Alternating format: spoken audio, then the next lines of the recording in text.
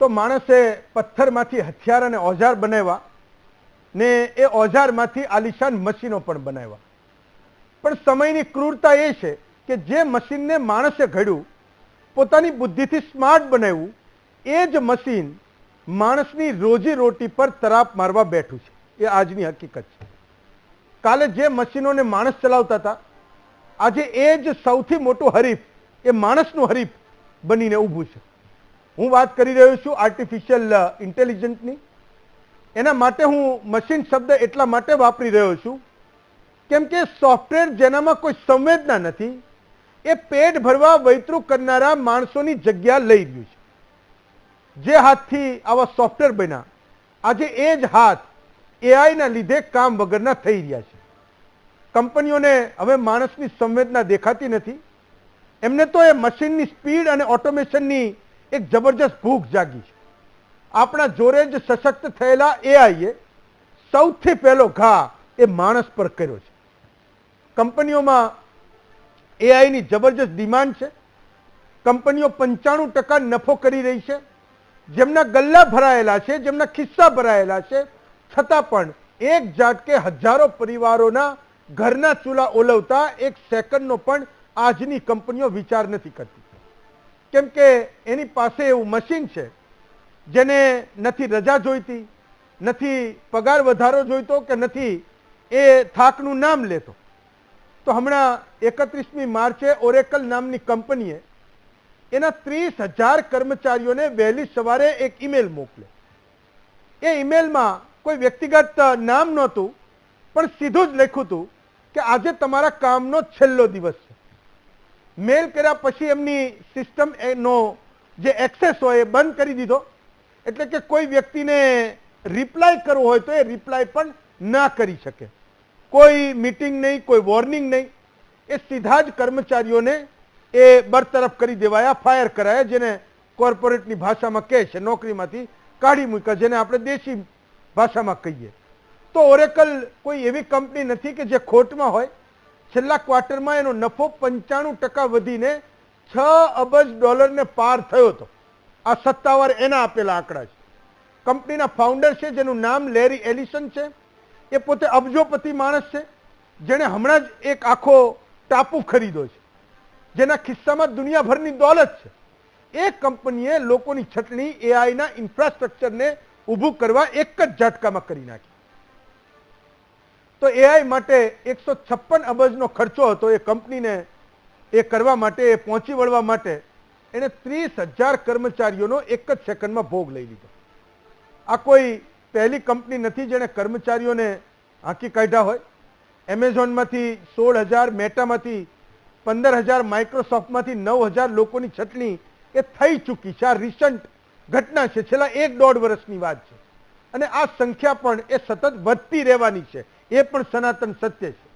IBM, Google જેવી ઘણી કંપનીઓ પ્રોફિટમાં હોવા છતાં, નફો કરતી હોવા છતાં એ લોકોને હટાવીને એ મશીન પર પૈસા લગાવી રહી છે, એઆઈ પર રૂપિયા લગાવી રહી છે. કંપનીઓ પ્રોફિટ કમાય છે, શેર ધારકો અને એના ફાઉન્ડર્સ એ અમીર બની રહ્યા છે, પણ ખર્ચ ઘટાડવા એ લોકોને એ કાઢી મૂકે છે. એ પછી એ પૈસા એઆઈ, એના ક્લાઉડ અને ઓટોમેશનમાં લગાવી રહ્યા છે. આજના સમયની જરૂરિયાત તો એ પણ છે કે કંપની ચાલતી રહે, નવી ટેકનોલોજીનો આવિષ્કાર પણ થાય અને એની સ્વીકાર્યતા, એની એક્સેપ્ટેબિલિટી પણ વધતી જાય. પણ આ બધી વાતોની સાઈડ ઇફેક્ટ એ માણસની નોકરી જતી રહેવાની છે.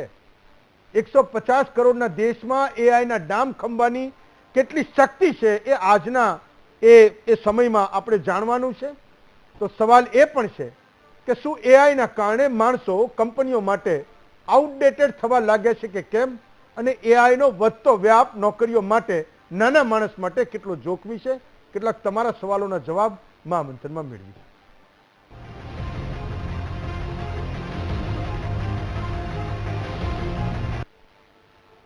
તો આજે મારી સાથે બે વક્તાઓ છે. મયુરભાઈ કોરડિયા છે, પોતે સિગઝેન કંપનીના એ સીઈઓ છે, અને હિતેશ મોટવાણી છે, એ પોતે એઆઈ ટ્રેનર છે, આપણી સાથે પૂનાથી બેઠા છે.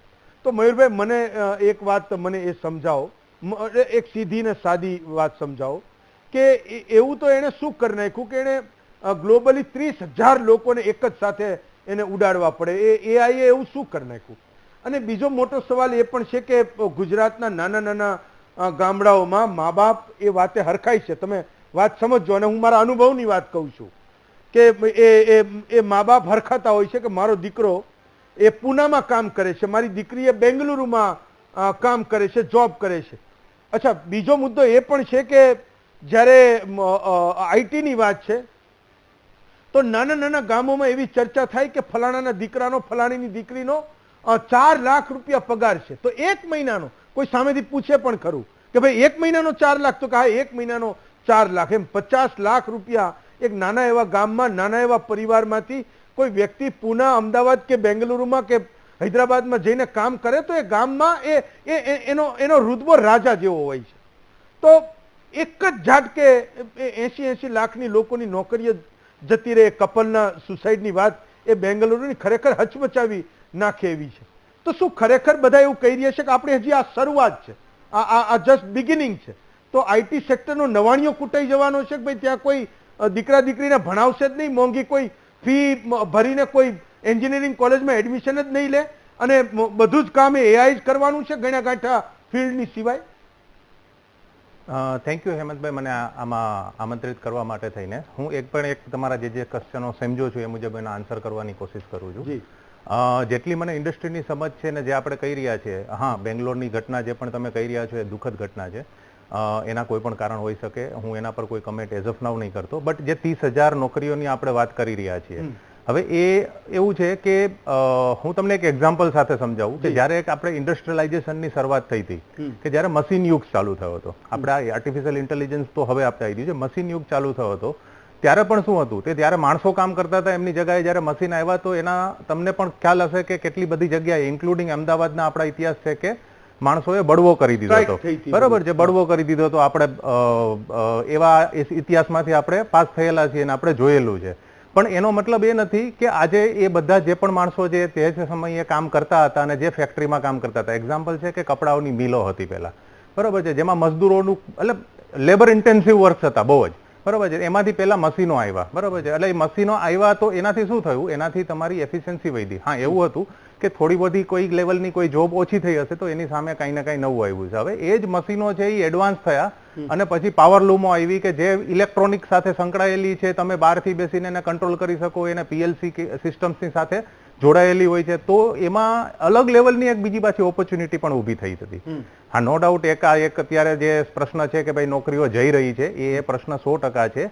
બટ એનો મતલબ એ નથી કે એઆઈ છે એ 100% નોકરીઓ ગાયબ કરી દેશે, ખાઈ જવાનું છે. નોકરીઓ નવી પણ જનરેટ કરશે. જેમ આજ મશીન આવ્યું હતું તો એમને નવી જનરેટ કરી હતી. હા, અત્યારે જે મોટામાં મોટી ચેલેન્જ મને જે દેખાઈ રહી છે એ છે આપણી એન્ટ્રી લેવલની જે પણ જોબો છે, જેમ કે જે આપણા ફ્રેશર્સ છે, જે આપણા નવયુવાનો છે, જે ભણીને બહાર આવે છે કોલેજમાંથી. અને આપણી એક હકીકત છે કે આપણા ભારત દેશની એક એ કહી શકાય કે એક આપણા માટે થઈને ન સારી હોય એવી એક વસ્તુ છે કે આપણા જે યુવાનો કોલેજમાંથી બહાર થઈને આવે છે એ એમ્પ્લોયેબલ હોતા નથી. હવે એના ઘણા રીઝન હોઈ શકે ન હોવાના, એ આપણું એજ્યુકેશન સિસ્ટમ છે કે કંઈ પણ વસ્તુ છે, બરોબર. પણ એ એમ્પ્લોયેબલ હોતા નથી કંપનીઓને, અને છતાં પણ એમની એક્સપેક્ટેશન્સ એવી હોય છે કે મને સીધું 5 લાખ કે 7 લાખ 10 લાખનું પેકેજ મળી જાય છે. વેરેઝ એ લોકોની સ્કિલ્સ જે છે એ બહુ બેઝિક હોય છે. હવે એમને શું કરવું જોઈએ? એમને ડરવાની જરૂરત નથી કે ભાઈ એઆઈ મને હવે જોબ જ નહીં અપાવે. એમના માટે ઓપોર્ચ્યુનિટી છે.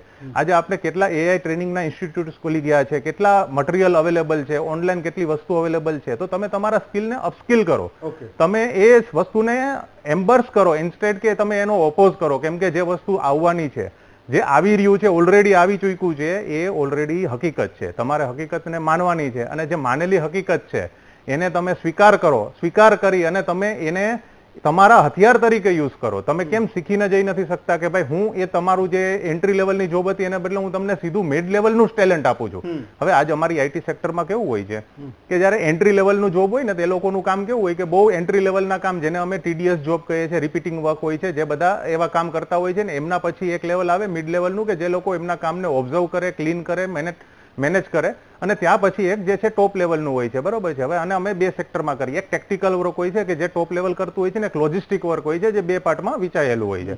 જે લોજિસ્ટિક પાર્ટ છે એ હાઈલી અત્યારે એઝ ઓફ નાવ એઆઈ છે એને રિપ્લેસ કરી રહ્યું છે. but that doesn't mean કે એ તમારી માટે થઈને જોબ ખાઈ જશે. તમે એવું લાવો કે એ AI નો યુઝ કરીને તમે એમના માટે કંઈક પ્રોડક્ટિવિટી લાવી શકો. હવે હું બીજો એક વસ્તુ કહું છું, જે આપણે કહેતા હતા એમાં કે ભાઈ AI છે એ માણસે જ બનાવ્યું છે, અને માણસને પણ માણસે જ્યારે બનાવ્યું, હું તમને એમ કહું છું આજથી આઈટીની સેક્ટરની અંદર એક જ કેરિયર હતું કે જે રાજ કરતું હતું, અને હતું એન્જિનિયરિંગ. બરોબર છે. હું પોતે એન્જિનિયર નથી બેઝ ઓફ નાઉ. બરોબર છે. હું એક કંપનીને મેનેજ કરું છું, હું પોતે MBA છું. મારી કંપનીમાં મારા સાથે મારી પાર્ટનર છે જે CTO છે, જે ટેકનિકલ જોવે છે. બરોબર છે. બટ એ સમય હતો કે જ્યારે ટેકનિકલ ના હોવું એ તમારા આઈટી સેક્ટરની અંદર એન્ટ્રી માટે થઈને ખૂબ મોટું બેરિયર હતું.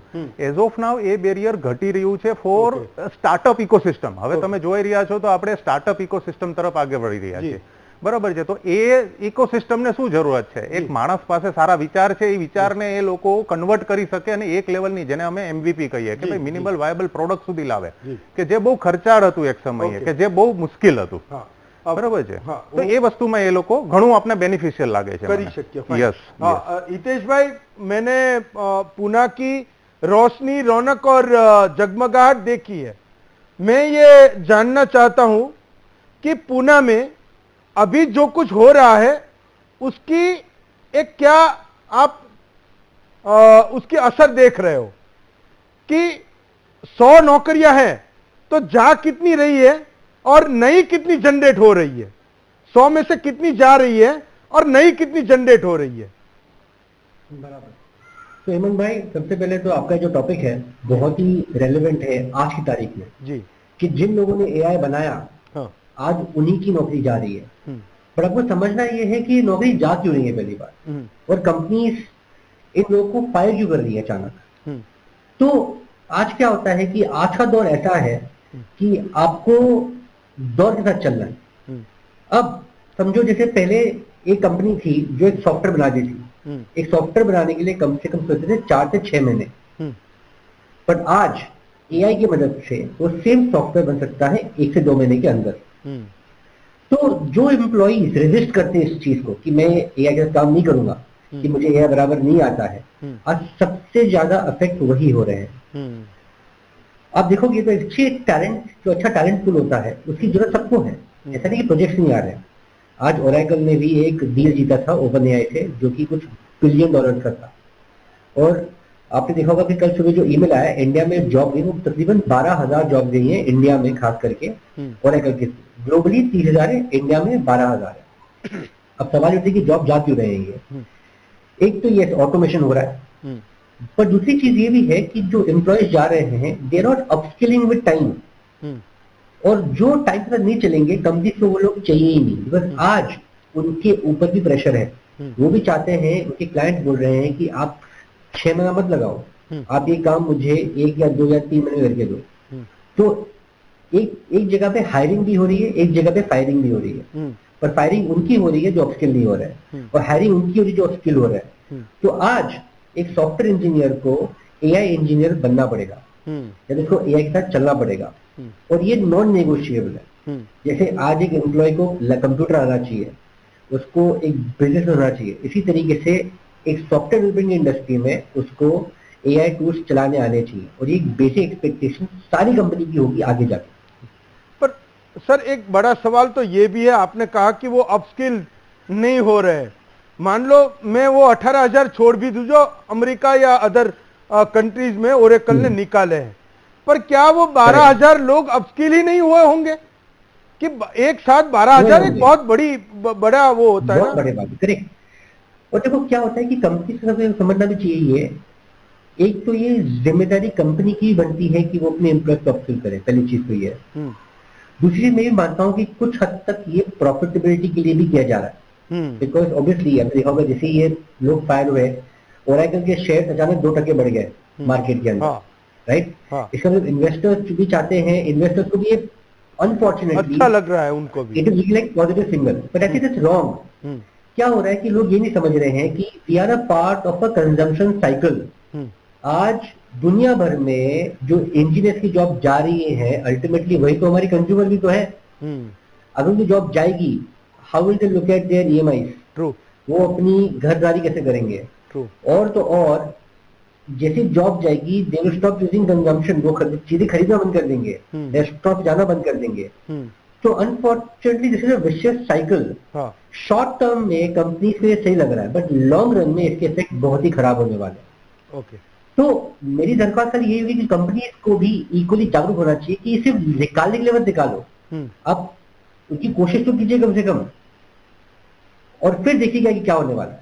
ओके, છેલ્લો સવાલ મયુરભાઈ, એક ટૂંકમાં સમજાવો કે આફ્ટર ઓલ અમદાવાદ જેવા શહેરો કે જ્યાં આ છેલ્લા 5 વર્ષોમાં વર્ક ફ્રોમ હોમ કરતા ઘણા બધા લોકોને જોયા તો ખબર પડી કે આઈટી સેક્ટરમાં કામ કરી રહ્યા છે, તો એક બહુ જ મોટી એક ઇકોસિસ્ટમ આ કામ કરનારા લોકોની હું અમદાવાદમાં પણ જોઈ રહ્યો છું. ટ્રેડિશનલ નોકરીમાં જે લોકોને અમદાવાદમાં 40-45 હજાર રૂપિયા પગાર મળે એવા લોકો અહીંયા 1.5 લાખ 2 લાખ રૂપિયા પગાર લઈ રહ્યા છે. મેં કીધું એમ કે ખૂબ નાના નાના ટાઉન્સમાંથી આવીને લોકો એ અમદાવાદમાં એ એના ફ્યુચરને જોઈ રહ્યા છે, જે અહીંયા ઘર ખરીદે છે. મોટવાણી સાહેબે કીધું કે એના હપ્તા ભરે છે, એમના બચ્ચાઓની સારી સારી સ્કૂલો શોધે છે, એ કોઈ સારી ગાડી ખરીદે છે, તો એણે એની એક દુનિયા બનાવી લીધી છે. શું આપણે લોકો આ બધા ઝટકાને ખંભા માટે આપણું શહેર એ રેડી છે કે કેમ? આ એક ક્રુશિયલ સવાલ છે કે આપણું શહેર કે પછી આપણા જે કર્મચારીઓ છે એ આને સહન કરવા માટે થઈને રેડી છે કે નહીં. હવે જેમ મોટવાણી સાહેબ કહેતા હતા એમ બરોબર છે કે એ કંપનીની પણ જવાબદારી છે. જેમ કે હું એક કંપનીને અત્યારે હેડ કરું છું તો મારી જવાબદારી પણ છે કે હું મારા એમ્પ્લોયરોને એ કહું કે ભાઈ જે સમય સાથે બદલાઈ રહ્યો છે તો એ સમયની સાથે પોતાના સ્કિલને પણ અપસ્કિલ કરે, નવા ટેકનોલોજીને એમ્બાસ કરે, એને યુઝ કરે, એને શીખે, અને એ કંપની માટે બેનિફિશિયલ થશે. આજે કોઈ કંપની કોઈ એમ્પ્લોયને ત્યાં સુધી ના કાઢે જ્યાં સુધી એ એમ્પ્લોય એના માટે થઈને ફાયદારૂપ હોય છે. જ્યારે એ ફાયદારૂપ ના રહીએ ત્યારે એક કંપની પોતે, કેમ કે એ એક સંસ્થા છે, એ પોતે ચાલતી પ્રોફિટેબિલિટી માટે થઈને ચાલતી સંસ્થા છે, તો એ પોતાનું હંમેશા એ વસ્તુ પહેલા જ્યારે પણ આવશે ત્યારે પોતાનો એ હિત વિચારશે. ઓફકોર્સ એમનો પણ એ છે કે ભાઈ એમ્પ્લોય તરફનું પેલું કરવું જોઈએ, અને હું 100% અગ્રી કરું છું સાહેબ સાથે કે એ આપણે કરવું જ જોઈએ. અને તમે જે કહ્યું કે જેમ અત્યારે આ માટે થઈને તૈયાર છે કે નહીં, તો એ સવાલ એકચ્યુઅલી કંપનીઓથી વધારે આપણે એમ્પ્લોય માટેનો છે મારા અંદાજે, કે જે લોકો એ પોતાના માઇન્ડસેટ બદલવા પડશે. બરાબર છે, માઇન્ડસેટ બદલીને આ જે નવી ટેકનોલોજી છે એને એ લોકોએ સ્વીકારવી પડશે. સ્વીકારવી જ નહીં, એમને એને શીખવી પણ પડશે. આજે એક સમય હતો કે ત્યારે અમારા સમયમાં અમારે એક્ઝામ્પલ છે કે મારે કઈ વસ્તુ મને યાદ કરવી છે કે મેં બુકમાં વાંચી હતી અને મારે ફરીથી રિફર કરવી છે તો મારે પેજો પલટવા પડતા હતા. હવે જમાનો કંટ્રોલ F નો આવી ગયો છે, સર્ચ કરો અને જોઈ લો. બરાબર છે, ઈઝી. બરાબર છે, અને ખબર પડે કે આ ભાઈ તે તો નથી જ લખ્યું. યસ, અને તારી ક્ષમતા તો નથી. અને ના, એનાથી બેટર કે તમે ઈઝી છે, અવેલેબિલિટી ઓફ રિસોર્સિસ છે. મતલબ મારે કઈ નવું શીખવું છે અત્યારે તો હું યુટ્યુબ પર જઉં છું, ફ્રી નોલેજ કેટલું બધું અવેલેબલ છે. પેડ સેશન્સ એવા અવેલેબલ છે કે જે તમારા એક સમોસાના પ્રાઇસની અંદર તમને AI ના ક્લાસીસ કરાવી દે છે. બરોબર છે કે તમે 2-3 દિવસ સમોસા કે 2-3 દિવસનું એક દિવસનું તમારું હોટલનું ખાવાનું ના જાવ ને તમને 3 કલાક 5 કલાકના સારા એવા સેશન કરાવે કે જે તમારા સ્કિલને લાઈફ ટાઈમની અંદર તમને ક્યાંય પણ લઈ જઈ શકે, એક જગ્યાએથી બીજી જગ્યાએ લઈ જઈ શકે છે. તો એમને પણ વિચારવાની જરૂરત છે. મને એવું લાગે છે કે મે બી આપણી સિસ્ટમને આ બધી વસ્તુઓ સાથે કોપઅપ કરતા એ બહુ વાર લાગશે. આ 12,000માં ઘણા બધા ગુજરાતી પરિવારના દીકરા દીકરીઓ પણ છે જેમની નોકરી ગઈ છે ને એક સાથે એવડો મોટો લોટ આવ્યો જેની આપણે ચર્ચા કરી રહ્યા છીએ. ગૂગલ, ફેસબુક ને એની વાત તો હજી કરી નથી રહ્યા, જે છેલ્લા 1 વર્ષમાં આ બધું કરી ચૂકી છે. તો ઘણા બધા ઝટકા મને લાગે છે કે આગળ પણ આપણે સહન કરવાના છે. મયુરભાઈ અને હિતેશભાઈ બંનેનો ખૂબ ખૂબ આભાર માનું છું. આવતીકાલે આપના વધુ એક વિષય સાથે ફરી મળીશું. આજે રજા આપશો.